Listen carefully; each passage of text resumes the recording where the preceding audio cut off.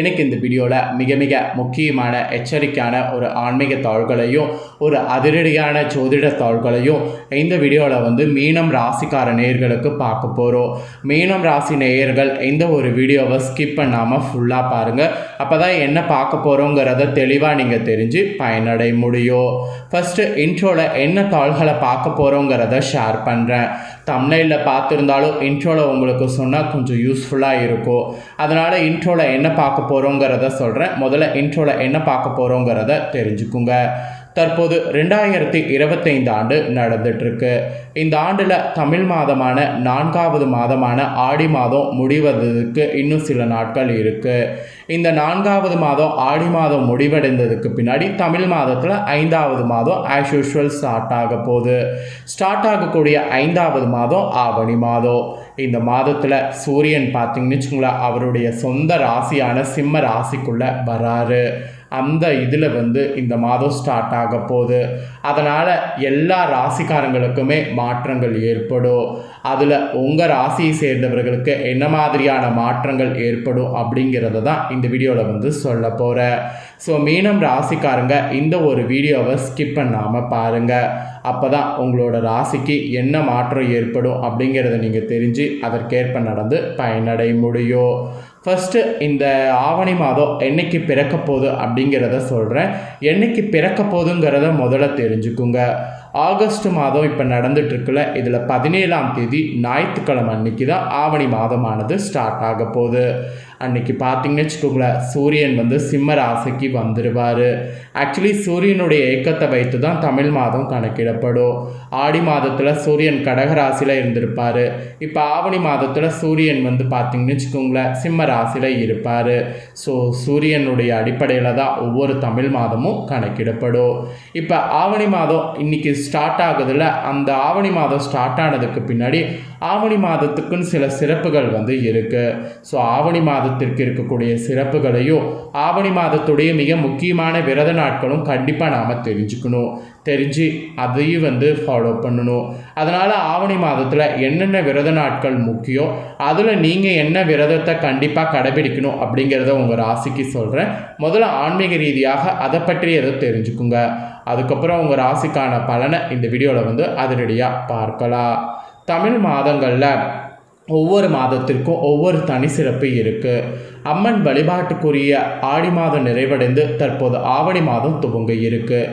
இது முழுமுதற் கடவுளான விநாயகரையும் காக்கும் கடவுளான பெருமாளையும் உலகிற்கே தந்தையாக விளங்கக்கூடிய சிவனையும் வழிபடுவதற்கு ஏற்ற மாதமாகும். ஆக்சுவலி விநாயகரும் கிருஷ்ணரும் அவதரித்த மாதம் இது என்பதால் இந்த மாதத்தில் விசேஷ நாட்கள் அதிகம். ஆவணி மாதத்தில் இன்னொரு சிறப்பு என்னன்னா, வெயிலின் தாக்கம் எப்படி இருக்கும் என்பதை பொறுத்து தான் அந்த ஆண்டு முழுவதும் காலநிலை எப்படி இருக்கும் என்பது கணிக்கக்கூடிய வழக்கம் நம்ம முன்னோர்கள்கிட்ட இருக்குது. அதனால் ஆவணி மாதத்தில் காலநிலை நன்றாக இருக்க வேண்டும் என்று வேண்டிக் கொண்டு வழிபாடு செய்யக்கூடிய வழக்கமும் இருக்குது. இப்பேற்பட்ட ஆவணி மாதம் தமிழ் நாட்காட்டில் பார்த்திங்கன்னு வச்சுக்கோங்களேன் 5வதாக வரக்கூடிய மாதம். இது தமிழ் சந்திர மாதம் என்றும் குறிப்பிடப்படும். ஏன்னா சூரிய பகவான் தனது சொந்த வீடான சிம்ம ராசியில் பயணிக்க தூங்கக்கூடிய மாதம் ஆவணி மாதம். ஸோ முழுமுதற் கடவுளான விநாயகர், திருமாலின் மிக சிறப்பான அவதாரங்களான கண்ணன், வாமனர் அவதாரங்கள் அவதரித்தது இந்த ஆவணி தான். அதனால் இது அற்புதங்கள் இருந்த மாதம் என போற்றப்படுகிறது. ஆவணி மாதமானது சிங்க மாதம் என்றும் மாதங்கள் அரசன் என்றும் சிறப்போடு அழைக்கப்படுது. கேரளாவில் கூட ஆவணி மாதமே ஆண்டின் முதல் மாதமாக கருதப்படுது. இந்த ஆவணி மாதத்தில் தான் விநாயகர் சதுர்த்தி, மகா சங்கடகர சதுர்த்தி, கிருஷ்ண ஜெயந்தி, ஓணம், ஆவணி மூலம், ஆவணி அவிட்டம், ஆவணி ஞாயிறு, புத்திரத ஏகாதசி, காமிக்க ஏகாதசி போன்ற அவசியம் கடைபிடிக்க வேண்டிய விரதங்கள் வருது. அதில் நீங்கள் மெயினாக கடைபிடிக்க வேண்டிய விரதங்கள் என்னங்கிறத இப்போ சொல்கிறேன். அதை தெளிவாக தெரிஞ்சு அந்த விரதங்களை கடைபிடிங்க.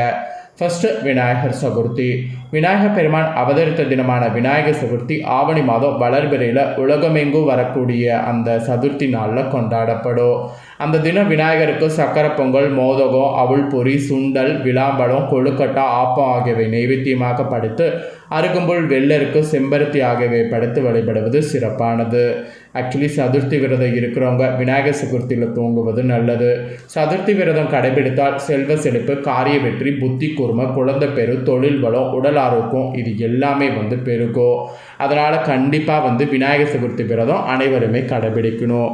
அப்புறம் ரெண்டாவதாக இந்த மாதத்தில் கடைபிடிக்க வேண்டிய முக்கியமான விரத நாள் என்னென்னா மகா சங்கடகர சதுர்த்தி. ஆவணி மாதம் வளர்பிறையில் வரக்கூடிய சதுர்த்தி போல் தேய்பிறையில் வரக்கூடிய சதுர்த்தி சங்கடகர சதுர்த்தி தான் மகா சங்கடகர சதுர்த்தி என அழைக்கப்படுது. மற்ற மாதங்களில் சங்கடகர சதுர்த்தி விரதம் இருக்கணும்னு நினைக்கிறவங்க ஆவணி மாதம் மகா சங்கடகர சதுர்த்தியில் துவங்கணும். சங்கடகர சதுர்த்தி விரதத்தின் போது பகல் முழுவதும் உண்ணாமல் மாலை வேளையில் விநாயகர் வழிபாடும் சந்திர தரிசனமும் செய்யணும். அதன் பிறகு விரதத்தை நிறைவு செய்யணும். சங்கடகர சதுர்த்தி வழிபாட்டின் போது விநாயகர் பெருமானின் 32 வடிவங்களின் ஒன்றான சங்கடநாதன கணபதி வடிவத்தை வணங்கணும். சங்கடகர சதுர்த்தி வழிபாடு செய்யக்கூடிய அனைவருக்கும் அனைத்து துன்பங்களும் நீங்கி சௌபாக்கிய வாழ்வு கிடைக்கும். அதனால் சங்கடகர சதுர்த்தி விரதம் கண்டிப்பாக வந்து அனைவருமே வந்து இருக்கணும். அப்புறம் மூணாவதாக வழிபாடு செய்ய வேண்டிய முக்கியமான விரத நாள் கிருஷ்ண ஜெயந்தி. இறைவனை குழந்தை பருவமாக பாவித்து வழிபடுவதில் முதலிடம் கிருஷ்ணருக்கு தான். திருமால் கண்ணனாக அவதரித்தது ஆவணி மாத தேய்பிறை அஷ்டமியோடு வரக்கூடிய ரோகிணி நட்சத்திர நாளில் தான்.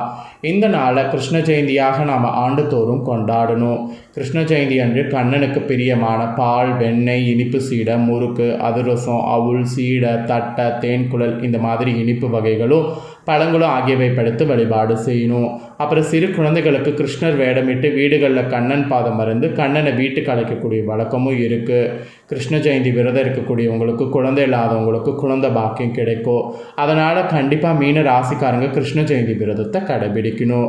ஸோ இந்த 3 விரதங்கள் தான் மிக மிக முக்கியமானது. இந்த 3 விரதங்களை இருக்காமல் இருக்கக்கூடாது. ஆன்மீக ரீதியாக என்ன விரதங்கள் இருக்கணுங்கிறத பார்த்துட்டோம். இப்போ உங்கள் ராசிக்கு ஆவணி மாத பலனை பார்க்க போகிறோம். மீன ராசிக்கு ராஜயோகம் கொட்ட போகுது. உங்களுக்கு பிரச்சனைகளுக்கெல்லாம் எண்டு கார்டு கிடைக்க போகுது. ஒரே குசியாக நீங்கள் இருக்கலாம். இந்த மாதிரி தான் உங்களுக்கு சூழ்நிலை என்று குறிப்பிடப்பட்டிருக்கு. அது எப்படி அப்படிங்கிறத டீப்பாக உங்களுக்கு ஷேர் பண்ணுற ஆவணி மாத பலனை டீப்பாக இந்த வீடியோவில் தெரிஞ்சுக்குங்க. ஆடி மாதம் நிறைவடைந்து ஆவணி மாதமானது பிறக்க போகுது.